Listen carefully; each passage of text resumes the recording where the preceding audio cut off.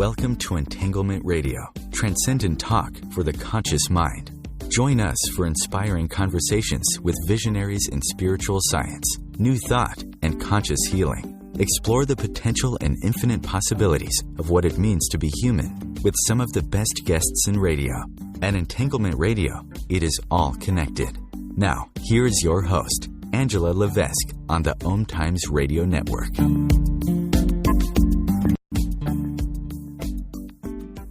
Welcome. You are listening to Entanglement Radio with Angela Levesque right here on the Om Times Radio Network.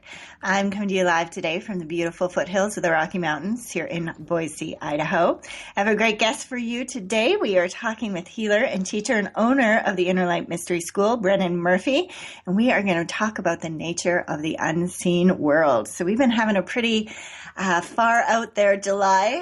Last week, of course, we had Theresa Martin Murphey on, and so it has just been a lot of fun. Next week, we have Marie D. Jones, and we're going to be bringing it down a little bit, getting a little bit more into maybe some of the lower vibrations. We're going to be talking about her latest book, Mind Wars, and we're going to be talking about mind control and all of that kind of crazy stuff that has gone on in the past and the way it's kind of shifting in the future with our new technology. But if you are familiar with Marie D. Jones, you know she's just a delightful, amazing woman. And then we'll be rounding out the month here with Heather Ash Amara, who is an amazing lady as well. I've had the opportunity to take a few of her workshops and speak with her before, and she wrote the book Warrior Goddess Training. And then coming up in August, we have Dr. Eric Pearl.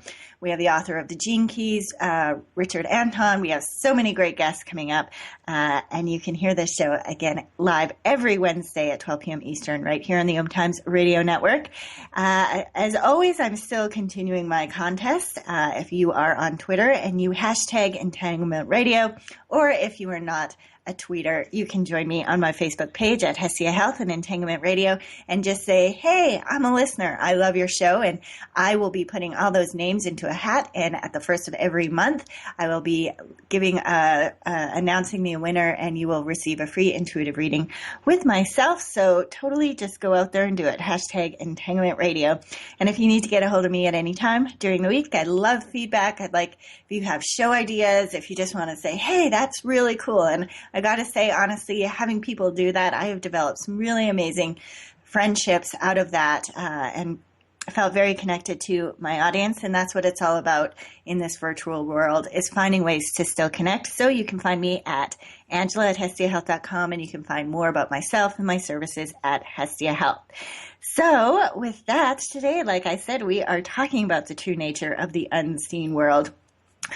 Last week, I watched this movie again with my son. It's called The Spiderwick Chronicles, and I totally enjoy it when I can watch a kid movie that doesn't have that isn't about talking dogs. I'll just leave it at that. So and anyway, in this movie they have these special glasses that they can put over their eyes so they can actually see what's going on in this unseen world. And it's a world of fairies and goblins and all sorts of cool stuff, and it's amazing the more that I learn about the mind and just realize how our mind decides to create what we see based on what we think is possible, and some of the neuroscience behind that. And I just wonder, is there really a world of fairies and goblins and magic and all this cool stuff that we are just not privy to because we just can't allow ourselves to see it? So I'm not sure where this conversation is going to go today, but I know that I'm quite excited to have it. So let me introduce my guest. Brennan Murphey is the owner of a spiritual healing and teaching practice and the Interlight Mystery School. His mission is helping hearts liberate themselves from the bonds of fear and assisting in the conscious evolution of all humanity. He currently lives in Taos, New Mexico, and enjoys living life to the fullest while bringing radiant, loving righteousness to the world. So with that, I feel very honored and blessed to welcome Brennan Murphey to the program. Hello, Brennan. How you doing? I'm doing just wonderful, better than ever. Do you have any children that you're subject to watching talking dog movies? Subject to watching Talking Dogma? Talking dog movies. Oh, the Talking Dog movies. Oh, sorry. Not really, no.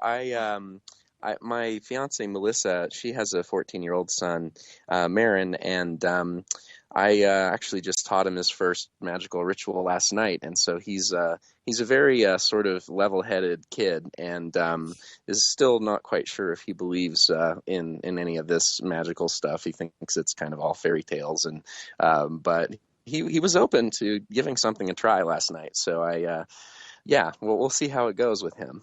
Well, I think, well, first you dodged a bullet. I think he's past the talking dog movie phase, but I gotta say, yeah, probably. oh man, this is what we have to watch. But anyway, we'll move on from that. But going back to what you were just saying about introducing ritual and maybe him not understanding, or at least he's still interested, because at 14 you think about even though relatively 14 is pretty young, but you think about all of the socialization and enculturation that's happened, and all of this stuff that we're going to be talking about today has not been it's been either vilified, it's laughed at, it's not something that's cultivated or discussed out openly. And so I can appreciate his hesitation, but at the same time I feel excited that he was open enough to having that experience with you. Oh yeah, no, it was really kind of an interesting turning point in our relationship. So yeah. Well, I want to. I actually want to. Sorry to interrupt you there, but I want to. You have such an interesting background, and if people have been looking and anticipating the show, they might have read it on the website here for the show promo. But I wanted to give you an opportunity to share with us from your mouth, because it's a childhood like I haven't seen before. So can you tell us a little bit about that? Yeah, sure. Happy to talk about that. So yeah, I just I'm one of these people. It seems like maybe there's not that many of them, and it's finding others like me has been a little tricky. But basically, since I was from a pretty young age, I had a connection to the magical world. And my mom asked me when I was around the age of 3, I don't remember this, but she tells the story to other people, that she asked me what I wanted to be when I grew up. And I told her very earnestly, she says I was about 3 years old, that I wanted to be a druid.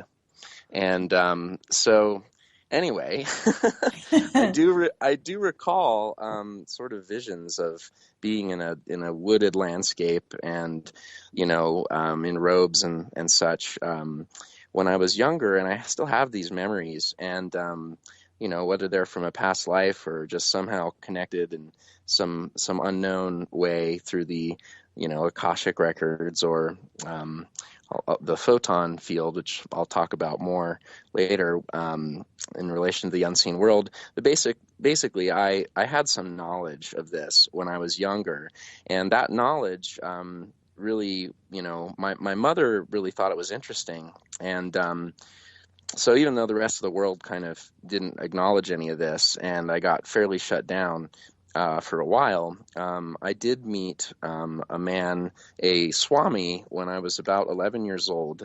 His name was Swami Shyam, and he's still alive. He runs the International Meditation Institute in Kullu, India, and he was visiting the States in Vermont. And so I went with my mom to Vermont to see him lecture, and I asked him some questions on stage in front of the congregation of maybe 300 or 400 people. I had trouble with kids giving me a hard time at school. I was getting kind of bullied a little bit, and I asked him, what should I do? How do I deal with this difficult situation? And he said, roar like a lion. And so it was not the response I was expecting from a 60-year-old Indian guru with a white beard. I sort of thought that he was going to give me some advice about being peaceful and nonviolent or something, but instead he just said to roar like a lion. And that was very interesting advice.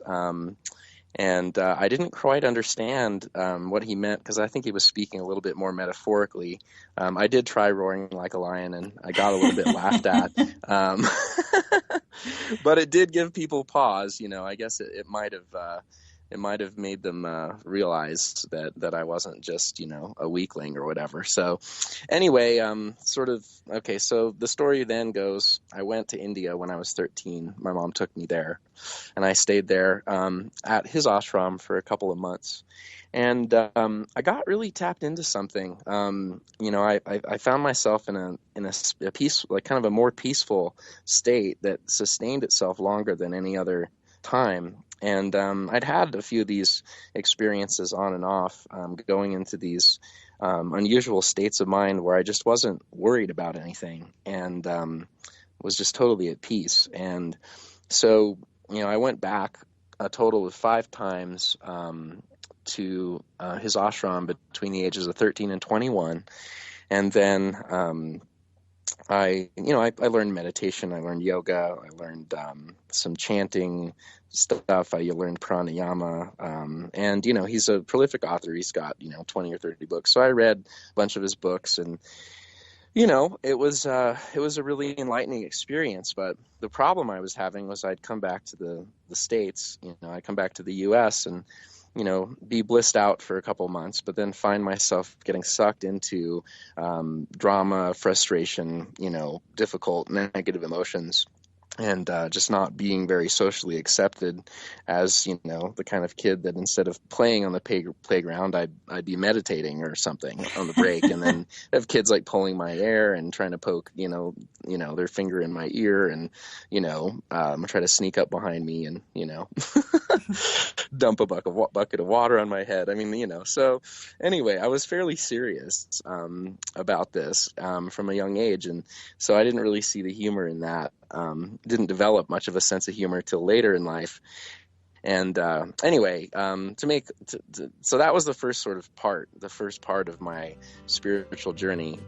The second part, you can hear that exactly. We're up on our break, sure. And we'll talk about the second part, and then we'll dive into our conversation about the nature of the unseen world. You're listening to Entanglement Radio with Angela Levesque, and we'll be right back after this break.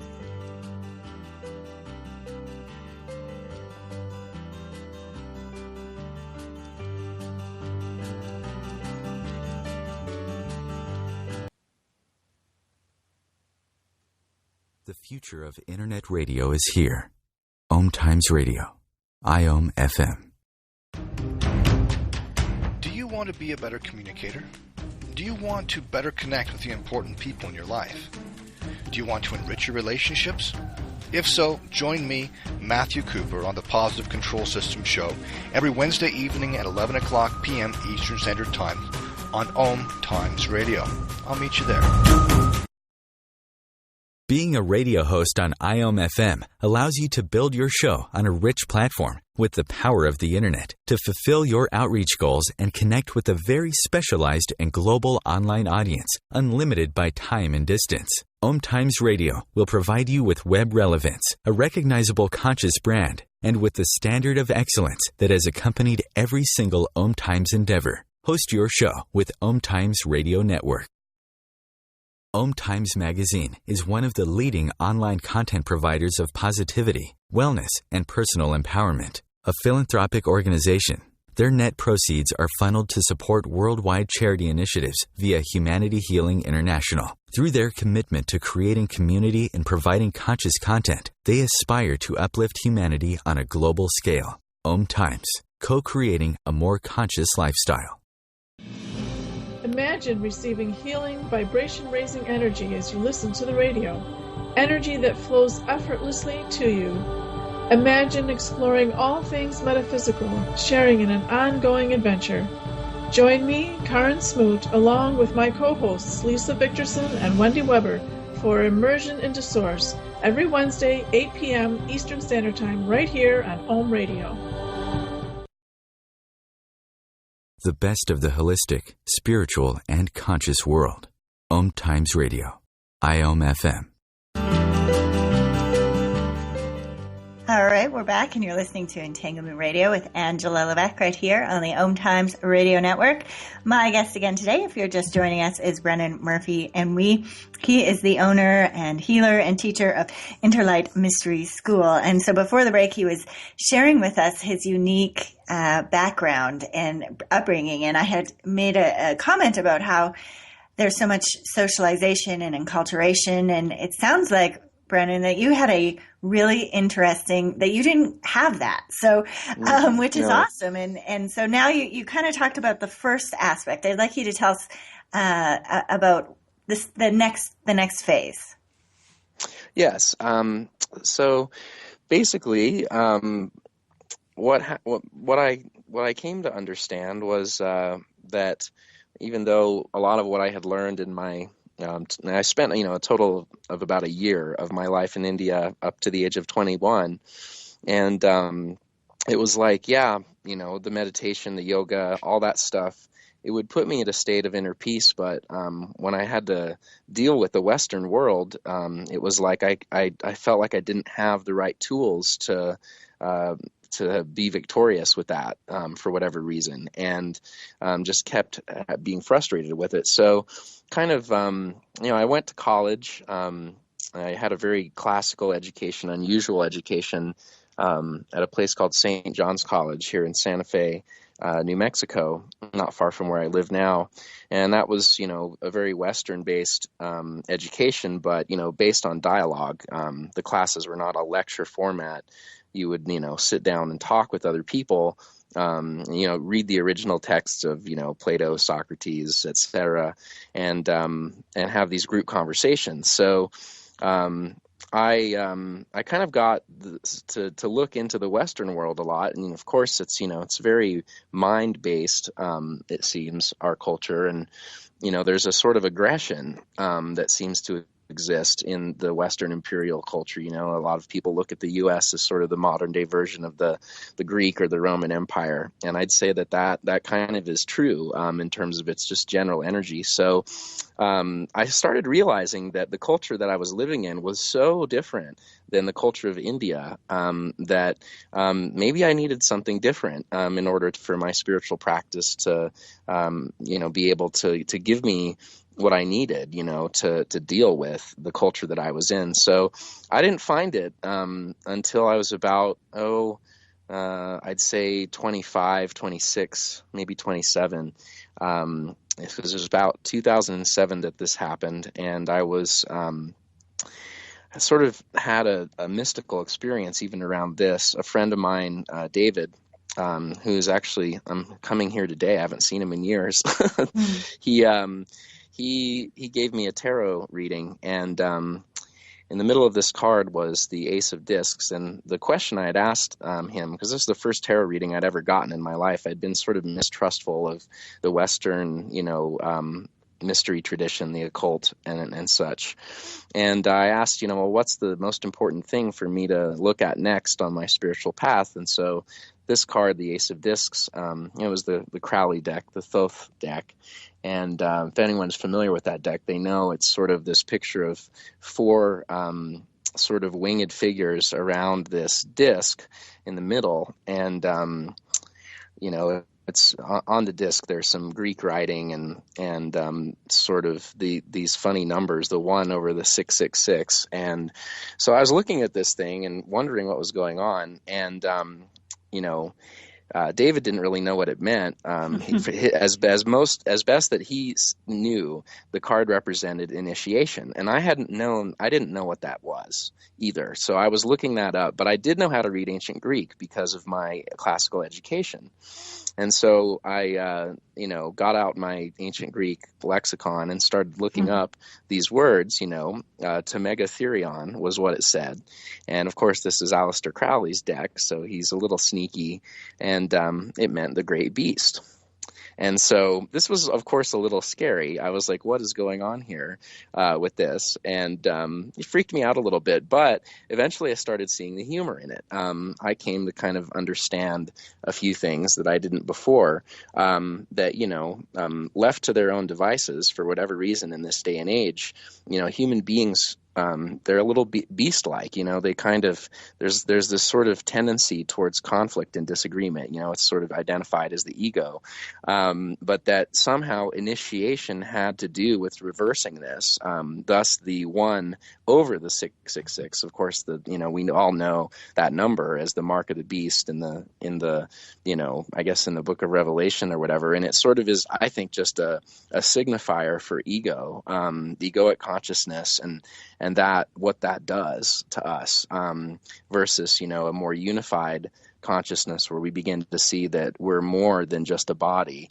and we don't have to be so selfish and self-directed. We can start looking at what's good for both us and others, and act from that place. So anyway, I was looking for initiation into some kind of a mystery school, because I had then, after I got this reading, started talking to another friend of mine, Arun, who lived in Portland, and he, I asked him about all this, and he said, "Oh yeah, there are some mystery schools out there, but you'll just have to find one. I'm not going to teach you, and I don't know if you really want to study with the Ordo Templi Orientis," which is what he had learned his stuff from.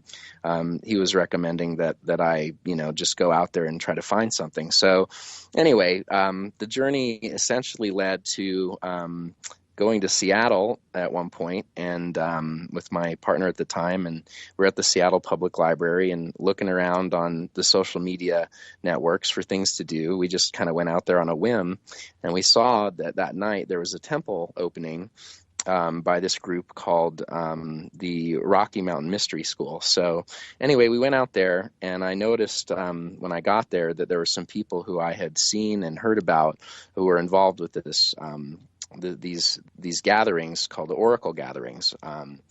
At that time, I was really involved in the world of electronic music, and these Oracle gatherings people had gotten famous for sort of integrating these big ritual prayer formance things that they were doing in the midst of these, big electronic music dance parties. So I'd heard all about this and wanted to meet these people anyway, but they were really tied in with this mystery school. And so one thing led to another, and I met a woman, Theresa Bullard, and she was sort of fairly high up in this organization, and I started talking to her about initiation. One thing led to another, and then I eventually went and got initiated into this Western mystery tradition. They call it the Brotherhood and Sisterhood of Light. It's actually something that encompasses a lot of the different mystery schools. It's sort of a much larger group of people that encompasses many different lines of initiation. So, but I went through that, and I had the most profound spiritual experience of my life. I was crying for hours, releasing just so much, and I just couldn't really explain it. In the initiation, we really got into ritual, which is not something I really learned in India. I learned a lot about meditation. I learned about yoga, but ritual was sort of unknown to me, and so was initiation practices. And this is all Western magic, that sort of descended from the Hermetic Order of the Golden Dawn, which was a very kind of sort of responsible for the whole occult revival back in around the turn of last century, around 1900. And Gudni Gudnason, who had founded this Rocky Mountain Mystery School, he had spent, about, from what I understand, around 20 years' time studying with them. So he knew all about it, and had wanted to, bring this knowledge to the world. So I studied with them for a couple of years and had some really far out experiences, and eventually was directed by my higher self, guides and guardians, to step away and found my own school. And so I did. And that was back in 2008, I believe, 2009. It was around the end of 2008, beginning of 2009. Shortly thereafter, I had my first initiation and retreat. And since then, it's been going pretty strong. I've gone a little bit back and forth. I haven't been at it full time, but I've got about 3 dozen or so students, people who I've brought through the initiation process, some of which have come to be full-time healers, and some of which now are starting to become teachers as well.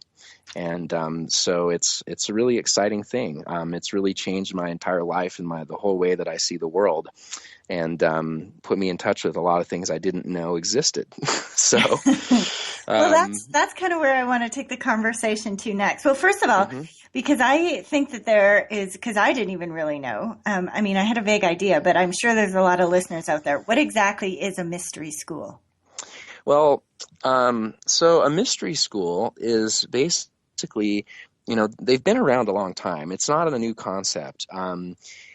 The mystery school is a place where you can go to learn these things they call the mysteries. In my case, they're the Western mysteries, and they're basically a set of ritual practices that cause effects that are hard to explain. They're just difficult for the rational mind to wrap itself around as to why they would work. And although I have made a lot of progress lately in understanding what's really going on when these things are being used. So they're called the mysteries because they're just mysterious. They're difficult to understand or explain why they would work. They're kind of magical, It's like there's no clear mechanism as to how this could doing any of these things could really produce the effects that you end up seeing around you, or at least there hasn't been. I feel like I've got a clear explanation now, and so a lot of these mysteries have been sort of demystified for me. But traditionally, a mystery school, you go in and you learn these things, and you develop skill with them. And it has to do with tapping into something I call the magical consciousness, which is something that, Aboriginal and tribal societies are very tuned into. But in the modern world, we've kind of gotten so far away from that because we are sort of conditioned and taught. It's all the stuff that you were talking about before with, this schooling and stuff like that. We are really not educated about this magical consciousness. And even though we all have it, I think when we're younger and we're aware, we just don't, we forget how to tap into it at a certain point in our lives. And most people never come back to understanding how to be there. So anyway, all right, there's the music. There is the music. When we get back, I want to dive into what is the nature of the unseen world, and we'll do that here. We are speaking with Brennan Murphey, and you're listening to Entanglement Radio. We'll be right back after this break. The cutting edge of conscious radio, Om Times Radio, IOM FM. Have you bought into the idea that you have to work hard for your money, that business is hard? I will share some dynamic access consciousness tools to get you out of your own way so you can create a business that actually succeeds. Join me, Simone Millisers, on The Joy of Business at 4 p.m. Mondays Eastern. Host your show on IOM FM, the radio network of Om Times Media, one of the more recognized brand names in the conscious community, and is backed by the extensive marketing reach of Om Times. Hosting a show on IOM FM immediately connects you with our extensive dedicated community. Have you ever wondered how to change your love paradigm? The secret key is finding a love partnership, not just a regular connection. How do you find these? Through conscious relationships. Ascending Hearts Dating is a dating site for people like you that believes in second chances and a different type of spiritual connection. Try Ascending Hearts for free today at ascendinghearts.com. and change your love paradigm. Ascending Hearts, the premier dating community for the spiritually awake. Eros Evolution is where sexuality and spirituality meets. Join me, clinical sexologist Martha Tara Lee, on Eros Evolution on Thursdays, 4 p.m. Eastern on Om Times Radio. Your conscious connection to a more mindful world. Om Times Radio, IOM FM. We are back, and you're listening to Entanglement Radio with Angela Levesque right here on the Om Times Radio Network. My guest again today is Brennan Murphey, and we are talking about the nature of the unseen world. So let's get into that. What is that? What are we missing when we're talking about the unseen world? All right. So the unseen world. Let's before we really dive deep into experiences and all of that. I want to get down to just some real basics here, because this is something that, if I had known when I began this, it would have been a lot easier for me to engage with these mysteries, with like all myself. Okay, so I noticed that the title of your show, Entanglement Radio, right? I was wondering if that's a reference to quantum physics or quantum mechanics. Is it? Yes, it is. It is. Okay. So,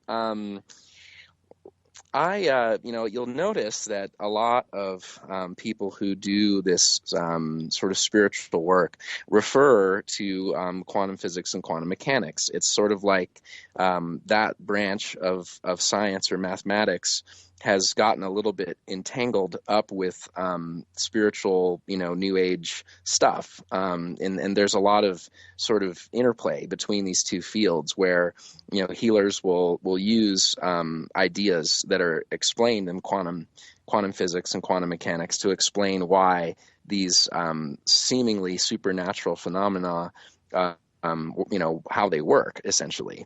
So, I kind of was using these explanations for a long time, but the problem I was having was that they didn't really line up with the ancient Hermetic philosophy. This is sort of one of the first things that you're taught inside any mystery school in the Hermetic lineage. And what I mean by the Hermetic lineage is there's a sort of commonality in a lot of the Western mystery schools that are Hermetic based around these things called the five elements: earth, water, air, fire, and spirit. And you see this in actually a lot of religious and spiritual traditions around the entire world, both Eastern and Western.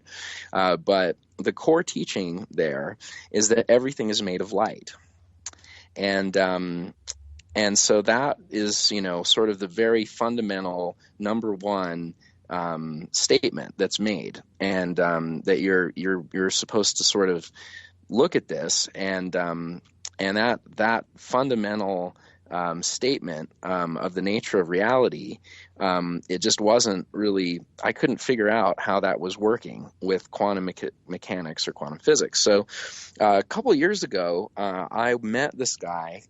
He lives in Taos here as well. His name is Miles Mathis. And pay attention to this name, because I believe we're on course for a really big overhaul and revolution in physics and how we perceive the world. Miles has found a way to essentially explain these phenomena that we look at, in quantum physics a different way. He says that every particle, whether they're the protons, electrons, neutrons, any particle, they're really just photons that have gotten these different spins stacked onto them. And when they get enough spins stacked onto them, they stop moving like photons at c, the velocity of c, and they basically become kind of solidified, and they become the building blocks of matter. And it's a really interesting theory. It lines up with the Hermetic philosophy that everything is light on some level. And so in these galactic cores and these stars, you've got these photons that are colliding with each other, and when they collide, they build up spin, and these spins stack up together, and eventually you get subatomic particles. And because of all the pressure, these particles basically get wedged together. That based on the geometry of these spins, there are certain kind of different points in these particles that they are more likely to channel charge. And what I mean by charge is, Miles has really pulled things apart on a deep level. He went all the way back to Newton and started looking at the gravitational equations, and basically has come up with a completely alternative model of physics that doesn't need quantum mechanics at all to explain these phenomena. And so, obviously any theory of physics is just a theory. Mm-hmm. It's not going to necessarily change, what the reality is. But it really kind of threw me for a loop, and I was struggling with it for a while. But after reading his books, I came to really understand that, wow, you really can base it all on light. And we don't need dark matter, and we don't need superposition, and we don't need all of this stuff. We can actually explain it with light, and it's simpler that way. It's definitely not accepted by the masses as, Miles is there's a lot of different, people have a lot of different ideas about him, and it's, the theory is very controversial because it goes against the mainstream physics on a lot of different levels. But one thing that it does succeed at is he's been able to diagram the atomic nucleus, and he's been able to diagram, even the very complex elements, which of course, now they don't do that. They say it's all a big cloud, and that you've got, different potentials, right? Of, the particle might be here, and they all occupy the same space. And so they basically look at the atomic nucleus as a, just like a pool ball or a cloud. It's there's no parts, and that are taking up different positions. But he's discovered a geometry. This geometry lines up with the the hexagram, the 6-pointed star, and shows how just all kinds of just incredible things that I just blown my mind. And I've studied a lot of sacred geometry, and so I really believe now I've been fully converted to his physics, because it makes perfect sense with everything that I'm doing.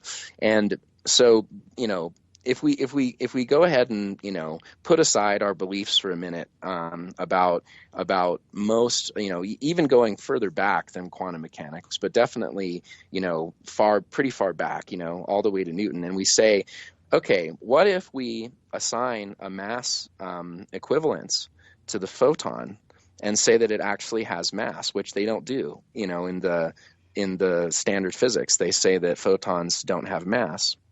And if you do this, then you can see that really about 94% of the universe, the energy is just light, but it's not visible spectrum light. It's light that goes all throughout the electromagnetic spectrum, and even further down.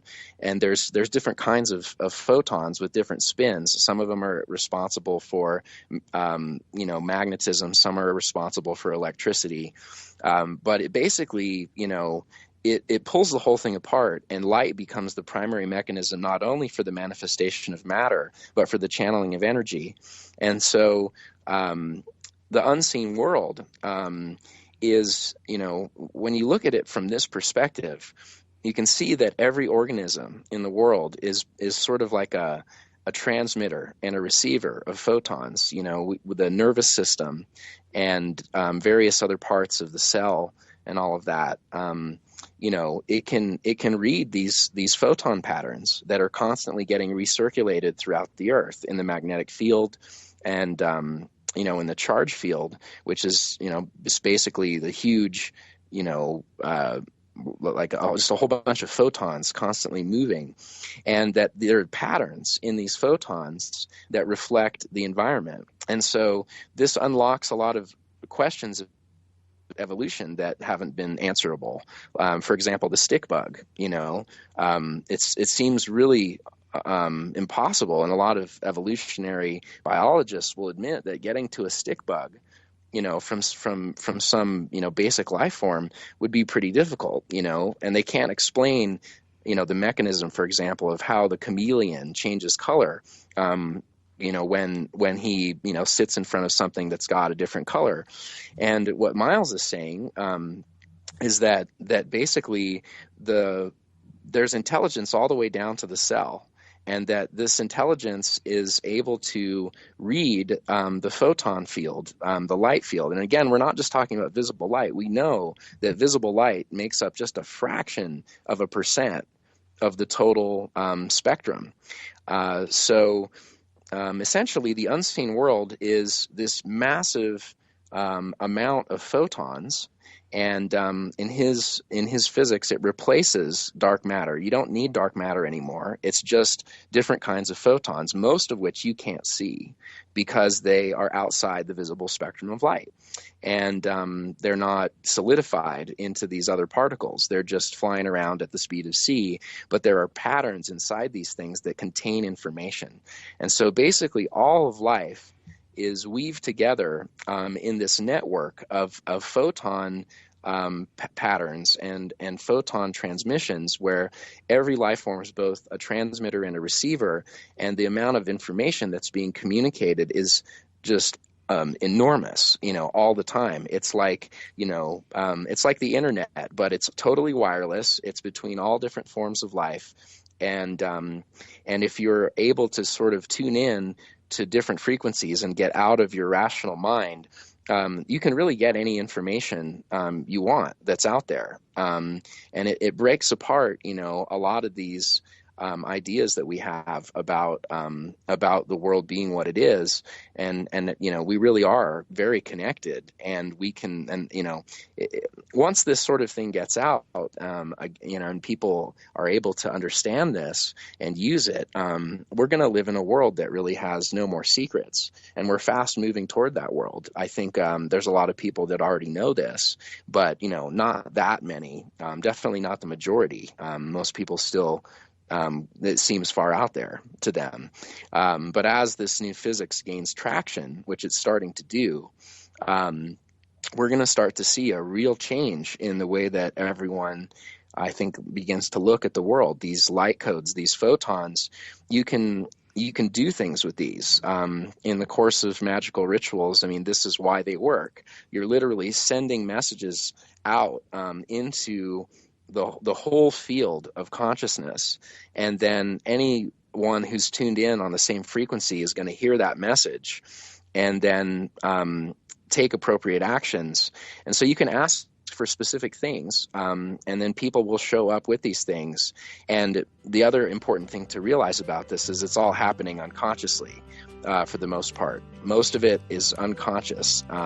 So much information, we can't be conscious of all of it, but it still works. Well, I have a few questions. Honestly, your description is not too far out of what I thought. I always think that it's all of life is light in formation. So yes. I have a few questions, and we'll Sure. get to those when we return here on Entanglement Radio. Excellent. Thank you. Feed your soul with waves of consciousness on Om Times Radio. Radio Namaste leads you down the yellow brick road into portals of consciousness with the blue-collar goddess as your host. Interviews with humans who could be famous or just popular, and answers to everything are on the agenda. Tune into Om Times Radio and drop in on Thursdays at 3 Eastern. It's a different brand of enlightenment. Being a radio host on IOM FM allows you to build your show on a rich platform with the power of the internet to fulfill your outreach goals and connect with a very specialized and global online audience, unlimited by time and distance. Om Times Radio will provide you with web relevance, a recognizable conscious brand, and with the standard of excellence that has accompanied every single Om Times endeavor. Host your show with Om Times Radio Network. As difficult as it is to believe, there are places in Africa where human traffickers sell albino children and their body parts for use in magic rituals. Humanity Healing International is actively working in Uganda to change this paradigm. The Albino Rescue Project finds albino children who are at risk and places them in safe schools and environments where they can learn and grow free from fear. To learn more or to sponsor a child, visit humanityhealing.org. Humanity Healing is where your heart is. Live with medium Lisa Lisa Phoenix, Mediumship Messages and Musings, explores mediumship and all things metaphysical. Lisa Phoenix invites you to reach above and beyond your everyday experiences to explore new dimensions in the spirit world. She will do live readings to connect callers to their loved ones in spirit, shares engaging stories and teachings from her own personal experience, and will have intriguing conversations with other mediums, spiritual teachers, and healers to help you understand the metaphysical world so you can connect to these forces in your day-to-day life. Join your host on this magical and metaphysical journey into the world of spirit every Sunday at 1 p.m. Eastern Time. Your conscious lifestyle on steroids. Om Times Radio. IOM FM. All right, we are in the last segment here of Integrity Radio with Angela Levesque. This is where we bring it on home, and it's brought to you by HestiaHealth.com, specializing in intuitive lifestyle coaching, mind, body, weight loss, and energy healing. You can find out more at HestiaHealth.com. So I loved your explanation because to me, when they talked about dark matter, it just seemed that we didn't know what that was. It's like, they're like, we know there's something and we're just going to call it dark matter, but it takes up the vast space of the universe. And then it's kind of funny that you're saying that it's all light photons. But my question was, as I'm listening to you explain this, and I thought it was just incredibly fascinating, is, so from my understanding, it is and this goes to the wave particle duality, that sort of thing, that it's where we direct our consciousness that ultimately filters down to create matter. Now, whether that's created of light and intelligence and information, how is this light being directed? Is that a mind-based thing, or does that just exist and we interact with the field? Does that make sense? It's both, really. You can consciously direct these photon patterns, with your mind. And when you're doing a magical ritual, you're doing that not only with your mind, but with your body. If you just look at the geometry of your nervous system, holding your body in certain ways and doing certain motions are going to send out certain kinds of messages. You can think of it like kind of like a cosmic sign language. So this is why these rituals, involve not just speaking, but you're holding your body and moving your body in certain specific ways. And there's a very deeply embedded geometry into this world of the photons that has the four directions, the quadrants embedded into it. The atomic nucleus, that when Miles diagrams it, it has this sort of, four directional, really six directions, because it's like, the cardinal directions and then up and down. And, maybe seven if you count here as a direction. But yeah, it's both. It does happen through the mind, but it also happens through the body. And, that body, the understanding of what the body is really sort of changed by this, because you've got to look at the fact that all of the cells in your body are constantly transmitting and receiving these photonic messages. And your whole body's getting changed. It goes all the way down into the subcellular level, where literally enzymes, they exhibit a kind of weird intelligence. They seem to know what, genes to suppress and what genes to actually build, in the transmission from the DNA to the RNA. So there is an automatic reaction that, you can now explain things like metamorphosis a little better, like when the caterpillar turns into a butterfly. It's not like the caterpillar says, "Oh, I need to become a butterfly." It's that, there's an inherent knowledge deep within the caterpillar's subcellular structure where these enzymes begin to say, okay, time for, Mr. Caterpillar to turn into a butterfly. And, that it's read in the environment, that this is all done because of these photon patterns, these messages, this data that it's reading constantly from the environment. It decides at a certain point, okay, time to turn into a butterfly. Same thing happens when the chameleon changes color, and same thing happens to us, in our evolution of consciousness. And this is part of why, they say you can't necessarily rush your enlightenment, that there's some level at which, when you're ready to turn from a caterpillar into a butterfly, you do. And I've experienced this, and it's real, and it does make you different. You don't turn into some weird looking, other creature with wings suddenly. At least I haven't experienced that yet. Maybe it does happen. We'll see. But it's both conscious and unconscious, and it happens on a mind level and pretty much all other levels too.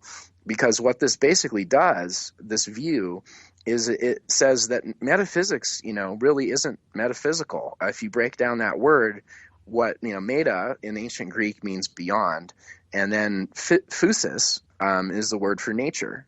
And so this whole idea of something being beyond nature, well, if we define nature as reality and that it's based on light and how light interacts, then it's really not beyond nature. It is nature. It's just a part of nature that we don't understand as human beings because we've gotten egoically attached to certain ideas. The primary idea being that, that if we're involved with physics, we don't assign mass equivalence to the photon. And, it's almost like, when I look at quantum mechanics and dark matter, it's the way I'm seeing it. And Deepak Chopra agrees with me that it's really math. It's not necessarily really physics, because it's a lot of stuff is being talked about that's not observable. But if we go back to the observable and we look at just light, we can really, with this whole idea of light and the photon having mass, we can physically explain now all of this stuff that's totally mystified us for hundreds of years. The orbital irregularities of the moon can be solved now by this. Miles does it in his papers. I mean, it's just amazing. It's like you do this, and it's kind of like the silver bullet to all these unsolved physics problems and the issues between relativity, Newtonian physics, and then quantum physics. Those all get resolved, and you don't need all of these strange explanations. The wave-particle duality, that even collapses, and he's got an explanation for that that's actually mechanical. He likes to poke fun at quantum mechanics and say, this isn't mechanical. We're not, it's from the beginning. Niels Bohr and a lot of these other physicists say, don't try to look at the mechanics of the nucleus. You can't see it. There's no way to do it.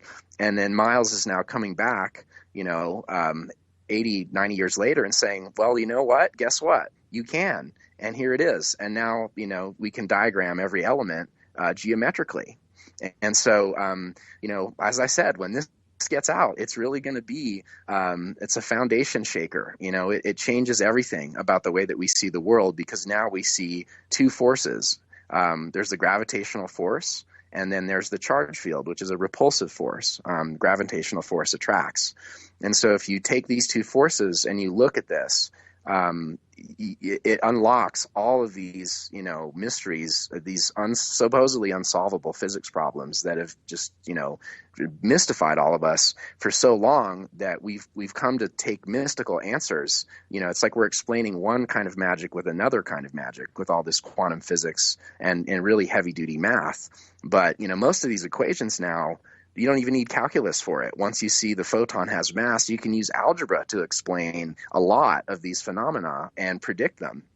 And so it's really a very, very exciting time, and it's showing that we're moving towards a real integration of all the different levels of human consciousness. Back from primal consciousness, archaic, consciousness, to magical consciousness, eventually to mythical consciousness, and then to rational consciousness, and now to what we call integral consciousness. I'm kind of touching here on Claire Graves and spiral dynamics, and Ken Wilber talks about that and everyone seems to talk about in some way or another. Drunvalo Melchizedek talks about it. We're on this sort of path of integration where we've got all of these different, ways that human beings have perceived the world. And we're on the verge of really jumping into a whole new level of understanding. And